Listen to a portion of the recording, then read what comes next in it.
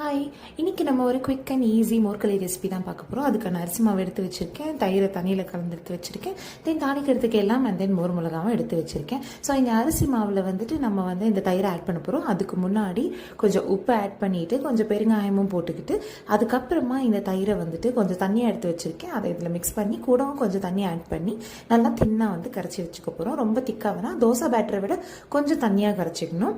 So இது என்னோட பாட்டியோட ரெசிபி, என்னோட ரொம்ப ஃபேவரட். நீங்கள் ட்ரை பண்ணி உங்களுக்கும் பிடிக்கும். ஸோ இங்கே ஒரு பேன் எடுத்து வச்சுக்கிட்டு அதை நல்லெண்ணெய் ஊற்றிட்டு, நல்லெண்ணெய் தான் ஊற்றணும், வேற எதுவும் செய்யாதீங்க, நல்லெண்ணெய் தான் டேஸ்ட்.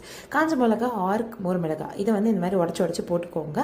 நல்லா அது கொஞ்சம் வறுபட்டதுக்கு அப்புறமா நம்ம தாளிக்கிறதுக்கு எடுத்து வச்சிருக்கிற கடுகு, சீரகம், கடலைப்பருப்பு, உளுத்தம்பருப்பு அண்ட் தென் கருவேப்பிலை அதை போட்டுருப்போம். அது பொரிஞ்சதுக்கு அப்புறமா நம்ம கரைச்சி வச்சிருக்கிற மாவையும் இதில் ஆட் பண்ணிடலாம். அதுலேயே பெருங்காயம் இருக்குது, ஸோ நீங்கள் தனியாக ஆட் பண்ண தேவையில்ல. ஸோ இது என்னோட பாட்டியோட ரெசிபி. ஸ்கூல்லேருந்து வந்த உடனே இதுதான் கொடுப்பாங்க. என்னோட பயங்கர ஃபேவரட். இது சாப்பிடும்போதெல்லாம் எங்கள் பாட்டியை ரொம்ப மிஸ் பண்ணுவேன். ஸோ இதுதான் இந்த மோர்களின்ற ரெசிபி. இது நீங்கள் கிண்டிக்கிட்டே இருந்தீங்கன்னா அது கெட்டி ஆகிடும்.